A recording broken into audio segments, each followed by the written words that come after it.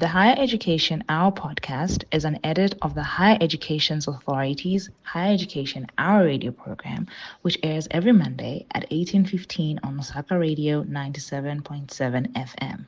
This podcast has been shared with express permission from Lusaka Radio 97.7 FM. Get ready for an exciting experience as we dive into an hour of higher education with the Higher Education Authority, HEA. The Higher Education Hour is the ultimate show that brings you the latest trends, policies, and insights on higher education in Zambia. Join us every week on Mondays at 18:15 hours on Lusaka Radio 97.7 FM for the live phone-in show as our seasoned specialists in Zambia distill higher education to you in digestible segments that will resolve every question you have about higher education. A 1-hour inside peek and unfiltered access to the development and transformation of higher education as the authority continues to ensure quality in higher education. So tune in and call into the show every Monday at 18:15 hours. The Higher Education Hour is brought to you by the Higher Education Authority with the generous support of Lusaka Radio 97.7 FM. The Higher Education Authority, ensuring quality in higher education. Welcome to another edition of the Higher Education Authority's Higher Education Hour. It is brought to you with the generous support of Lusaka Radio 97.7. I am Dash the Greatest, and I'm going to be hosting yet another prevalent guest who's going to be joining us, and she goes by the name of Dr. Elizabeth Namonje, and she is the Manager Program Accreditation of the Higher Education Authority. Welcome to the show, and thank you for joining us. Thank you for having me here, and good evening to the listeners. Now, based on your title, you are the Program Accreditation Manager. What is it exactly that you do in that position at the Higher Education Authority? Thank you for that question. Program accreditation involves assessing programs offered by higher education institutions, yes, both the private and the public higher education institutions, using criteria as set by the Higher Education Authority. So my office is charged with that responsibility. Working with a team, we are able to assess programs and ensure that programs are meeting the standards and the requirements. Thank you. So based on what you've just laid out now about what you do in your position, there have been questions in the public where they're trying to understand exactly how it's going to work, where all the universities have to align their programs at the same time. They have to write the exams at the same time, and they have to start the exams at the same time. Are you also more or less involved in that process? We set the standards, except that institutions run their own calendars, yes, whether it's a semestral system or it's a term system.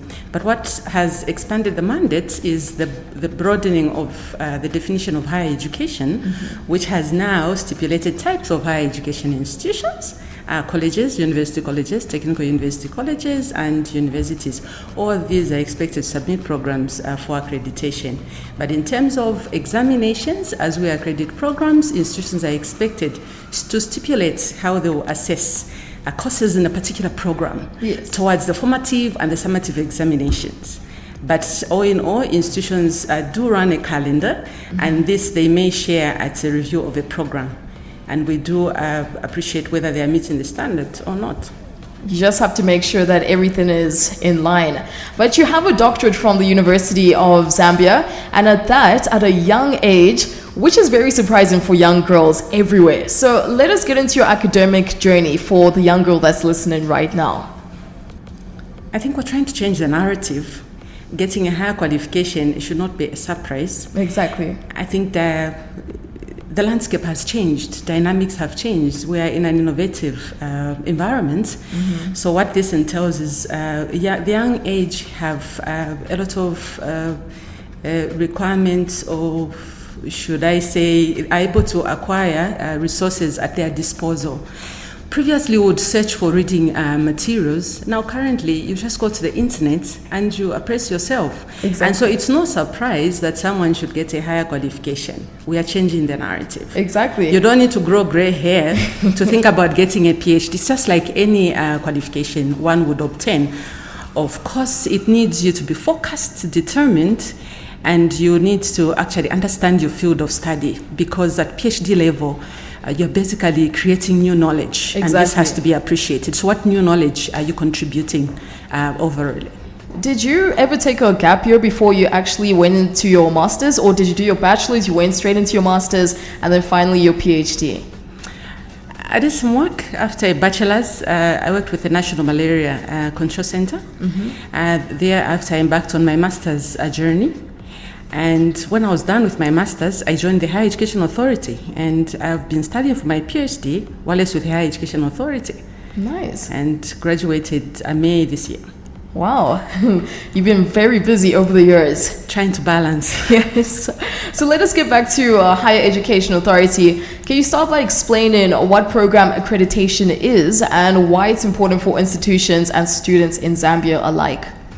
So program accreditation is a process through which a particular program is assessed against set standards, and this is criteria set by the Higher Education Authority. It is important that a program is assessed for accreditation to give it that recognition both locally and internationally, and to give employers that confidence that would-be students that are trained through a certain program actually meet the competences, which is the skills and the knowledge that relates to that profession. Exactly. Quite interesting, because like I said earlier on, people have many questions when it comes to accreditation, and last week we were talking about how a university can get deregistered. So if they're not accredited properly, can it lead to deregistration as well? Once a program is accredited, it means an institution is meeting the set standards. If at all the authority determines that the set standards have been compromised, the law does empower the authority to embark on a suspension or revocation of the accreditation certificates. And if an institution is so deemed to have fallen short of the standards, they cannot be allowed to continue offering that aid program. Exactly. That would be a shame. That would be quite a shame, especially if it's a university that is up and coming. In case you have any questions so far, it is 0977-977-860. We are joined by Dr. Elizabeth Namonje, who is the manager and program accreditor at the Higher Education Authority. So moving on and better understanding program accreditation, could you describe the accreditation process at the Higher Education Authority and how it works with the academic programs? The process basically starts with a higher education institution lodging in an application. They'll submit an application following the stipulated format by the Higher Education Authority. And the authority has developed a template which is accessible on the website. And this they will populate and fill out the necessary information and submit to the authority for accreditation.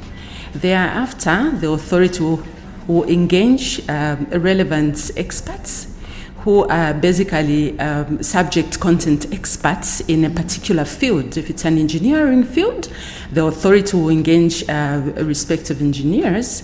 If it's a health-related field, a medical program field, MBCHB, the authority will engage the relevant experts to conduct a desk review to basically qualify the content of the learning program and also appreciate the teaching staff complement that is being presented for the would-be program to run.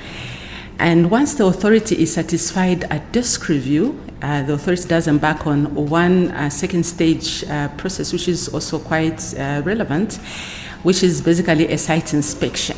Exactly. It is during the site inspection that the authority gets to appreciate the infrastructure or the teaching and learning facilities that are available to support the implementation of the program.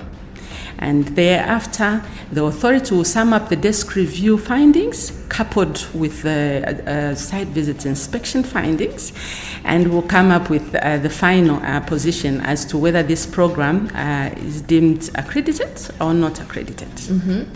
And how long does that normally take, the accreditation process? Currently, by law, 90 days. 90 days. A program, we should be able to give feedback to an institution as whether the program meets the requirements or not. Is that just 5 programs or 1 program, or just as a total package? One program is tied to a cycle of 90 days. Okay. So a program with its entire content, courses reviewed. So it's one program, 90 days. Yes. Another program, 90 days. So if 5 programs are submitted today, we expect that within a period of 90 days, feedback should be provided. Okay. I thought it was 90 days for each course, which is a long time, basically a whole year. Now, what criteria does the HEA use to evaluate the quality and the relevance of academic programs? In terms of criteria, there are specific key criteria. Each is assessed independent of the other. The first being the teaching and learning plan that the institution has put in place. How does this institution foresee implementing this program? The teaching methods, again, is tied to the credits or notional hours. We look at issues of stakeholder engagement. We expect that at a point when an institution is submitting a program for accreditation, they should have engaged relevant stakeholders. These could be drawn from industry, professional bodies, or academia. We also look at the issue of teaching staff, that the institution should actually make available or propose teaching staff that are relevant to the program. So the teaching staff should be, in terms of qualifications and specializations, these should be related to the nature of the program. And also their level of qualifications. One, to teach on a diploma program, they should have a minimum of a bachelor's degree. One, to teach on a bachelor's degree, should possess a minimum of a master's degree. So that's another criterion. Other criterion has everything to do with the infrastructure, that the institution should have in place relevant teaching and learning facilities. These should include the lecture rooms, tutorial rooms, the practicum facilities, the laboratories. When we talk about the lecture rooms, an institution is also expected to present to the authority the capacity of their lecture rooms versus their projected student enrollments. A room like this one, how many students can it sit? Maybe 10. Depending on the nature of the program, of course. So that is one aspect. When we talk about laboratories, we don't expect one laboratory to be used for physics, chemistry, and biology, because specific parameters do differ. And when we talk about a nursing program, we are looking forward to a skills lab, a well-functional skills lab. In addition, other issues have to do with the financial resources. As much as we are discussing accreditation, for one institution, it's business. So expect that they should have enough resources to support the program in its entire cycle. Because even a tomato business, you need some capital. Also, internal quality assurance mechanisms are of importance to the authority, which is really our core business. We're interested in ensuring that institutions actually meet or propose internal quality assurance mechanisms that will speak to the nature of a particular program. How you quality assure one medical program is relatively different from how you would for an economics program or an education program in general. So we expect that institutions provide information under each of those criteria. And so I have summarized that is the... So for the not really the teachers, but the lecturers, do they have to undergo extra training just in case they do have the bachelor's degree, but later on when, for example, the curriculum changes, do they have to undergo any more trainings after that? Institutions are expected to ensure that their teaching staff are abreast to the changes in trends. You can imagine an ICT program being taught in the same way, or the course is delivered in the same way over a period of 10 years. That's decay. We expect that teaching staff are capacitated. Changes in technology, we expect that they are capacitated. So institutions would normally also submit to the authorities their staff development policy. And this will include their general academic progression, as well as continuous professional development, which includes the courses, the CPDs that I've just discussed. So we expect that is done. I mean, you don't want a lecturer to stand in front with a piece of paper and deliver content the way they did in 1992. That would not be helpful to the sector. No, that's very important that they have to keep on, keeping up with the trends, especially the ICT and the IT lectures, because technology is ever evolving. But is there a conflict of interest with learning program experts that come from other Zambian higher education institutions evaluating learning programs at other higher education institutions? Just a brief highlight. When the authority embarks on a process of identifying relevant stakeholders, I did mention earlier on that we are focusing on academia, professional bodies, and industry. So not per se that the authority has a specific institution in mind. So you are coming to the authority in your own right as a specialist and not your institution. Exactly. So for that reason, we expect that should not really prevail. We don't expect conflict of interest because you are coming as an individual, not as the University of Zambia lecturer, but as an individual. Exactly. In your own personal capacity as a professor in metallurgy, we engage you based on the credentials you present to us and the vast experience over the years that you have acquired in that subject area. Has there ever been a moment where there has been conflict of interest at any point? We have heard that here and there, especially in the past when we first began this process, but we are slowly clearing the air.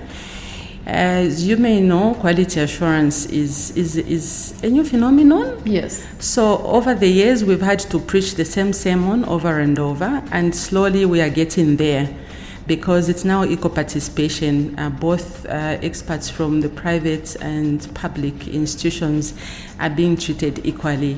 Yeah. Exactly. No, it's important. Equality in some way. But what role do the professional bodies with the mandate to approve curriculum play in the accreditation process? The professional bodies still play a critical role in that the end product will have to be registered with them in order for them to practice. And so right from the start, we expect that as curriculum is presented to them, they need to ensure that stakeholders have been engaged and they themselves are satisfied that indeed at the end of training will get a product that will actually be relevant to industry. So they provide that good input right at the start of the process before the authority can accredit a program. So the submission of curriculum to a professional body entails that industry is involved and that we are producing a human resource that will actually resolve some of the issues we are facing as a nation. And the human resource trend is responsive to the national development. Yes. So it is only the professional bodies that can give that good input in the process. Yeah. As you may be aware, the Higher Education Authority does not have all the specializations. So riding on the inputs of the professional bodies also gives that good credibility to the accreditation process. No, that's important. And is there a difference between a curriculum and a learning program, or whom, for example, the Health Professions Council of Zambia, HPCZ, or the Nursing and Midwifery Council of Zambia, NMCZ, approve the curriculum? Does that mean that the learning program is sound as well? Yes, it means the learning program is sound, but there's a distinction when you talk about curriculum and learning program. Curriculum, these are components of a course. When you talk about computer science, in broader terms, it has the specific key areas. So that is curriculum. The subject matter is curriculum. When we talk about a learning program, it's a process by which a learner acquires knowledge, skills and relevant competencies. So that is the distinction. So basically, the curriculum is an overview, and then the learning program is basically the process in which a person undertakes. Correct. Okay, I've got it. I actually graduated last year, so it's all coming back to me. Interesting. We are joined by Dr. Elizabeth Namonje, who's the manager with the program's accreditation area in the Higher Education Authority. So if you have any questions that you'd like to ask, it is 0977-977-860. We're going to take a quick break, and then afterwards we're going to be finding out more about program accreditation.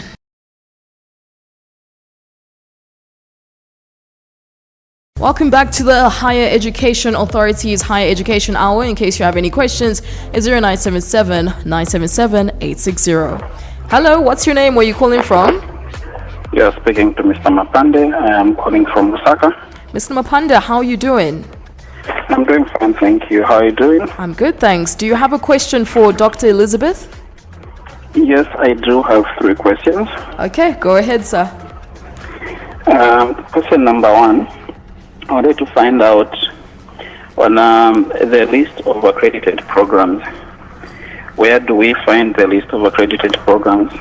I ask this in relation to what has already been published on the Higher Education Authority website. There are a number of institutions there that are listed, and the accreditation programs are not attached to those institutions.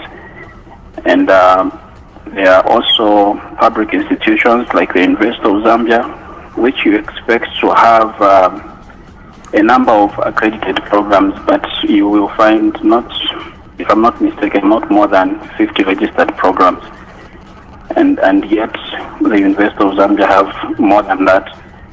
So I would love to find where we can find a comprehensive list of those accredited programs. And if they are not on that list, where else can we go in order to be sure that the institution that I'm studying with and the program that I'm about to embark on is accredited by the Higher Education Authority? Then my second question is on the evaluation of the academic program. She has mentioned the 3 criteria that are independent to the other, which they look at when they are evaluating the program.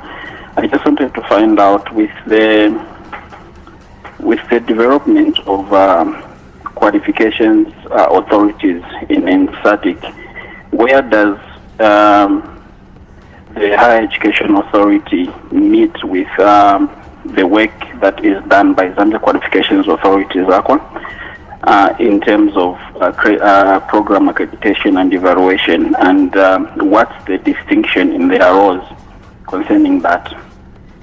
And my last question is, at what point do these accredited programs be registered on the National Qualifications Framework? I ask this question because I see that most of the qualifications that are listed on the Higher Education Authority are not sitting on the published list of qualifications on the Zambia Qualifications Authority website. I have a few friends who have gone abroad whose qualifications were not validated by those particular qualifications authorities, because the reason is because their qualifications are not sitting on the qualifications framework. But when they come back to Zambia, the qualifications we are told they are recognized because they are accredited by the Higher Education Authority. I would love to seek to be helped with those 3 questions. Thank you. Sir, can you give us your name again, please? Mr. Mapande. Mr. Mapande. Okay, thank you for coming through. Thank you. Okay, quite lengthy questions, but don't worry, we'll get them answered for you. Okay, we are joined by Dr. Elizabeth. She is the manager of program accreditation at the Higher Education Authority. And if you do have a question like Mr. Mapande did, you can come through on the line, which is 0977-977-860. And then Dr. Elizabeth Namonje is going to gladly answer them for you. But we're going to take a quick break and then we'll be back with that. It's 1844. This is the Higher Education's Higher Education Hour, and today we are joined by Dr. Elizabeth Namonje, who is the manager of program accreditation at the Higher Education Authority. In case you do have any questions, feel free to come through on the line, which is 0977-977-860. Before we went on the break, Mr. Mapande did have a few questions, and Dr. Namonje is gladly going to answer. Thank you for those questions, Mr. Mpande? Yes. Okay, so the first question had to do with why an institution, a big institution like the University of Zambia, does not have all the programs appearing in the current list of accredited programs that the authority has published. First and foremost, the Higher Education Authority is mandated first quarter of every year, it's on an annual basis, to publish the list of accredited programs. So if you go to our website, www.hea.org.zm, under downloads, you will find a list of registered and recognized higher education institutions, and then you find another list that just speaks to the programs. I thought I'd make that clear. So what one needs to note is that the list is updated every now and then. As and when an institution such as the University of Zambia submits programs for accreditation and meets the requirements, that list is updated. So two things to look out for. The understanding is that for programs that are not yet captured on that list, perhaps the authority is still processing such programs. They're undergoing processing. So Mr. Mpande could just call in through the Director General's office, and we should be able to avail status of such programs that are yet to be included on that list. Also, in certain cases, maybe the program did not meet the requirements for accreditation, because it does not entail that automatically the University of Zambia programs meets the requirements in totality. You still have certain programs where there may be gaps here and there, and it is the responsibility of the authority to give feedback to the University of Zambia on areas of improvement. So those are the two aspects. So some programs might still be undergoing processing, and maybe other programs are yet to be submitted for accreditation. So we cannot capture programs that the University of Zambia has not made known to the authority as programs they are offering. Exactly. But all in all, as below, we expect that all programs offered by an institution, regardless of their nature, should be submitted to the authority. It is law. The second question, evaluation of academic programs. What is the distinction in terms of roles, HEA versus ZACWA? I did indicate to you, gave you a definition of a learning program, that it is a process. Yes. And it is through that process that leads to a qualification. Once a learning program transforms into a qualification, this now becomes the core business for ZACWA. ZACWA develops and maintains a qualifications framework, which basically circles around competences that would-be graduates are expected to meet regardless of their level of training. So once the program has been accredited, ZACWA then looks at the competences that such a candidate possesses, and whether indeed those competences actually meet the expected professional requirements. So previously, before the change in law, the Higher Education Authority would accredit a program and thereafter submit to ZACWA for registration of the said program as a qualification. With the changes in law, the ZACWA law has been amended And so institutions no longer submit programs to the authority for registration with ZAQA, but submit directly to ZAQA. But this is subject to the program being accredited. So once we accredit and the institution meets our requirements, thereafter they submit to ZAQA, and ZAQA basically assesses the competencies, whether they speak to the level of the qualification for which they were trained. So if you look at the competencies, these will differ in relation to the level of the qualification and also the nature of the program. So competencies that define a bachelor's program are quite basic compared to a master's program, yes, and when compared to a PhD program.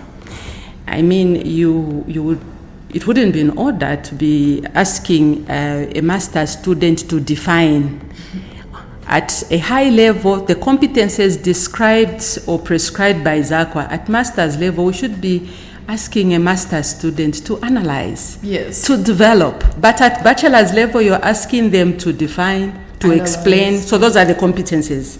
When we move to PhD, we are talking about new knowledge. So the competencies are advancing. So based on that, ZAQA determines at which level this program can actually be pitched as a qualification. So that is the distinction.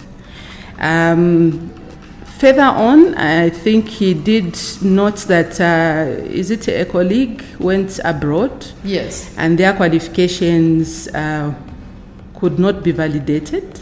Yes. But when they are around here in our Zambian setup, yes, these qualifications are very much okay. So this is the ZAQA mandate. ZAQA should look into that aspect, because when it's a qualification, it's no longer a preserve of the authority. The authority can only go as far as assuring the public that the said program is accredited and meets the accreditation requirements. But the authority does not maintain a qualifications framework. This qualifications framework is actually maintained by ZAQA.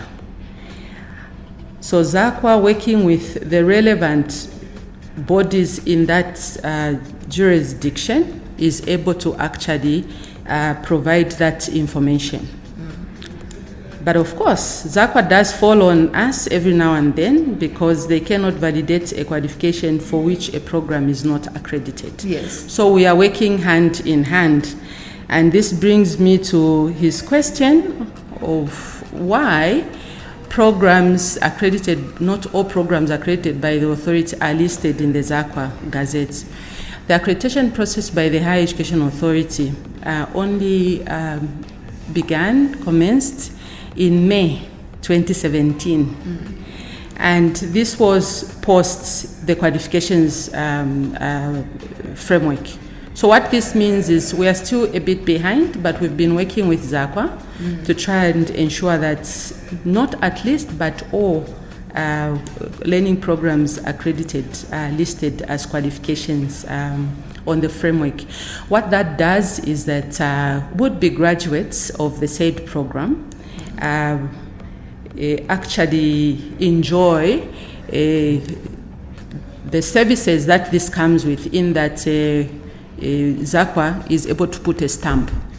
If the program is not accredited, it is not registered as a qualification, it becomes very difficult to put a stamp, and so this program is not recognized, yes, internationally. So we have been getting a lot of those queries, I think even from our end, in terms of the status of a particular learning program. So working with ZAQA, we hope that we can resolve this at most as soon as possible. So for somebody who's in Mr. Mapande's friend's position, how best can he, rectify that situation? Is there any way of salvaging anything, or he has to do a different program? There is a way. Our good colleague can write to our Director General, first of all, to try and get the status quo of the accreditation. We start from there. Okay. And once we give the status quo that indeed this program is accredited, ZACWA has no objection. Normally when we present the status quo of a particular program, there is no objection. It goes through. But what has happened over time is that we have had qualifications channeled out in the past. These are bracketed in what we call from our end as legacy programs. These are programs that were offered prior to the establishment of the Higher Education Authority and even the passing of the ZACWA Act. So the two bodies were not there, were not in existence, but qualifications were issued out. There is actually a conditionality on such programs. So HEA working with ZACWA, we are able to resolve. So I would appeal that the good colleague writes to the authority giving a status quo. I mean, we can't just throw away 4 years or 5 good years of training. So there's a bracket of what is known as legacy programs, and these are assessed differently from the programs that are being developed now, henceforth, because you cannot apply the law in retrospect. Yes. That is very clear. Yeah. It would be unfair to subject today's standard to yesterday, because pretty much parameters were different. At least there's some way of salvaging that situation. But if you do have any questions for Dr. Namonje, who is the manager of the program Accreditation at the Higher Education Authority, you can come through now on 0977-977-860, and then she will gladly answer the questions just like she did for Mr. Mapande.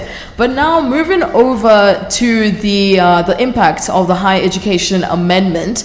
How has the Higher Education Amendment Act of 2021 impacted the higher education's approach to program accreditation?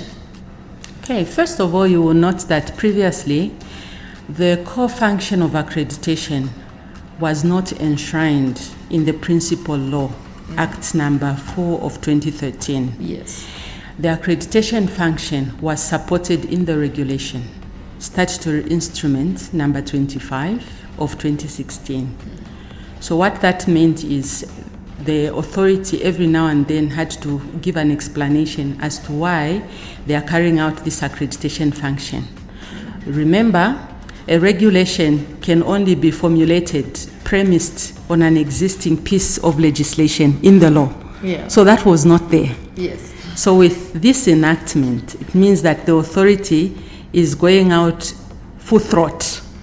We now have this instrument and the backing as to why we are performing this function. So that is what has really taken place.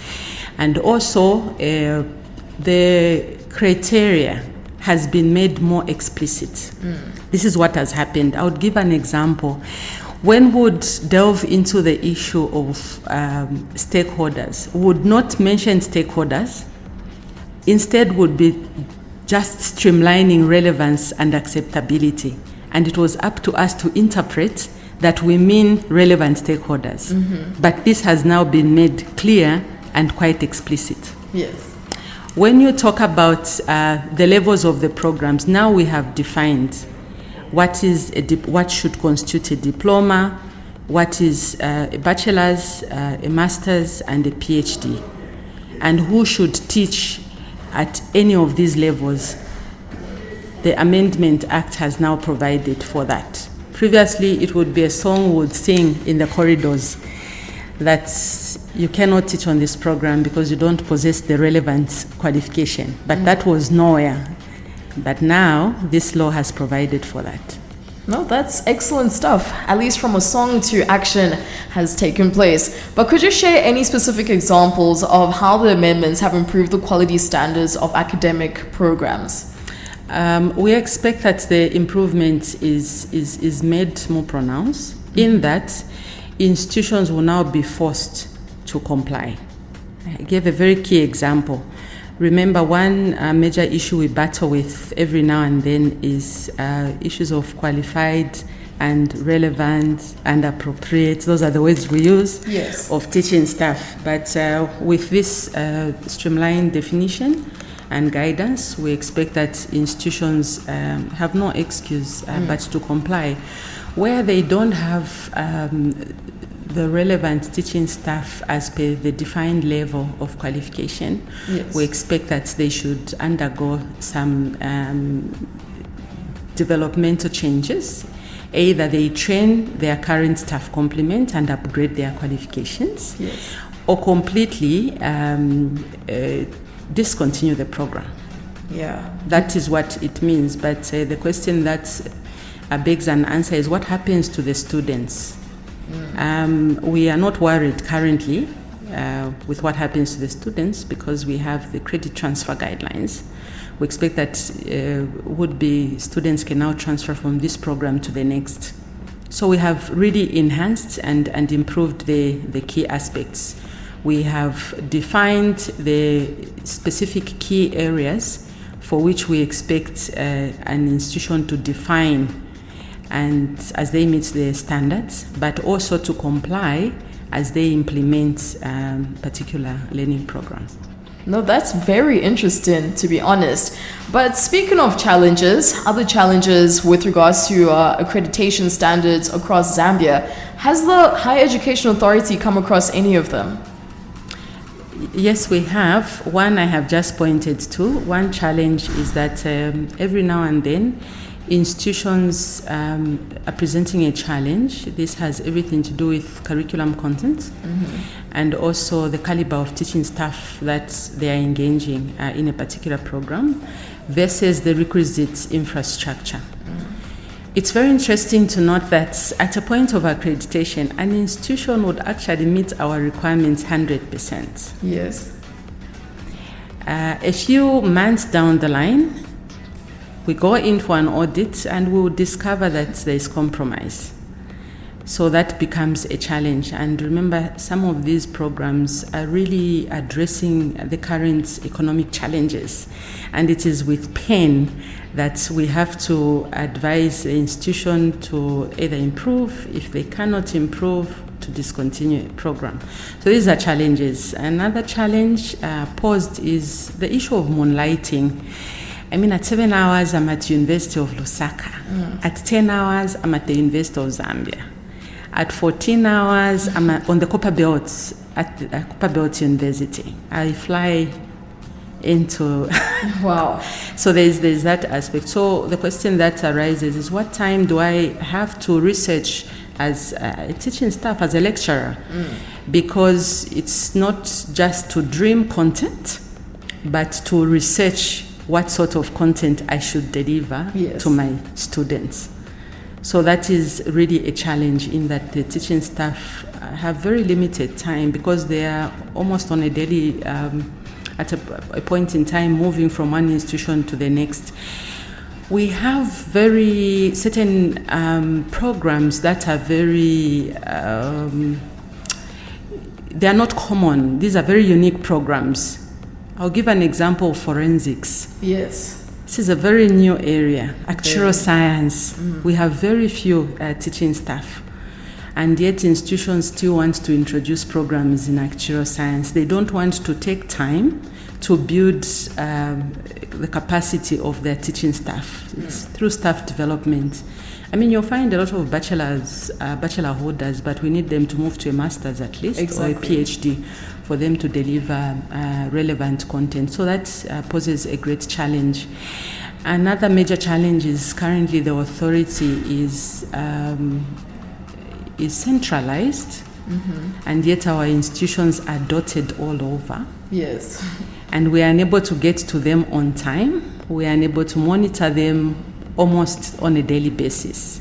So that has posed a challenge, but the authority has embarked on a restructuring process to decentralize the services. So we hope that will bring some level of sanity.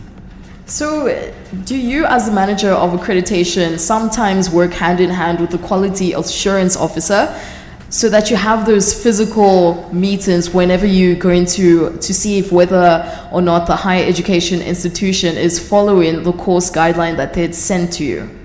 Yes, so the authority, the department is quality assurance. Yes. And under quality assurance, currently you have 3 sections. You have the inspectorate, you have standards and research, and you have program accreditation. All these are quality assurance officers. So the officers that are falling under this office, the section of program accreditation, are called program accreditation officers, and they are ensuring quality when it comes to a program. So yes, indeed, we work hand in hand for quality. You are calling them quality assurance officers to actually embark on that good activity of checking whether an institution is compliant. We have to work hand in hand. Yes. So one is managing, the other is supervising, the other is undertaking. But all in all, we are all part of the process. So if I have not been on the field, my colleague has gone on the field, they are still feeding into the system. And I feed into directors, and then it moves up to Director General. So regardless of who has gone in the field, we are trained in quality assurance. And so we feed into the system. So at any point, anyone can be chosen to go out into the field? Yes, depending on the nature of the activity. Okay. How intense and how many, in terms of human resource, will be required at that point in time. Excellent.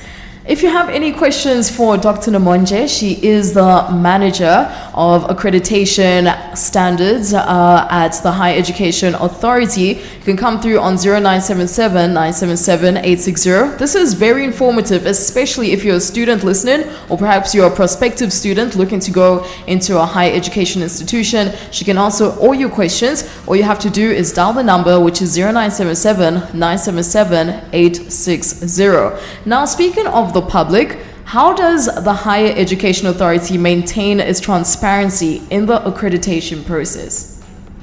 In terms of maintaining a transparency, one, you will note that the whole process has been availed to the public. Yes. Criteria used by the authority has been made available. It's in the public domain. So it's no secret that we are going to look at teaching staff, curriculum, and the rest. And so what this entails is that at any point we expect feedback or input from relevant stakeholders. And as we develop standards, regardless whether it's accreditation or any other standards, there's always a validation. Yes. Where relevant, I'll underline that word, relevant stakeholders are engaged every now and then. And also the process itself, the manual is on the website, so that's transparency. The output is also published, that is transparency. Yes. It's no secret what the status of a particular program at a named institution is. And so all this information we have made available on the website. And should it happen that a good colleague does not access that information, they can still contact the authority. But as it is, our process is transparent. It has to be transparent, just so that people don't come with those questions about transparency. You already alleviated that. But are the accreditation status and reviews of the institutions available to the public? Yes, they are. Currently, this is as per law. That's every first quarter of the year, the authority shall gazette and publish a list of accredited programs, a list of registered and recognized higher education institutions, a list of classified higher education institutions. So all this information is made available to the public in terms of the end product. Is this on the website or just anywhere? This is on the website. Okay, and just in case somebody doesn't know the website, do you mind sharing with the listener right now? It's www.hea.org.zm. Okay, and lastly, before we let you go, because we've been having such an interesting discussion, can you tell us how members of the public can report or raise concerns about an academic program's accreditation status? The general public or populace should feel free to write to the Director General. We do receive a lot of letters. You don't have to indicate your name if you're not comfortable, but at least you'll be a good whistleblower. Yes. So actually, a lot of inspections that we undertake, ad hoc inspections, as a result of the good whistleblowers. So feel free to write to the Director General, or better still, drop that good message on our website. There's a chat, so that can be done. Awesome. Thank you so much for joining us, Dr. Elizabeth Namonje. She is the manager of the program accreditation at the Higher Education Authority. She was joining us today and also answering your questions. And in case you have questions right now, before we do go, you can come through on 0977 977 860. You can call us or you can text us on our WhatsApp line 0977 977 860. Otherwise, Dr. Elizabeth Namonje, thank you so much for joining us this week on the Higher Education Authority's Higher Education Hour. Thank you for having me. It was a pleasure. Thank you, listeners, and have a good evening.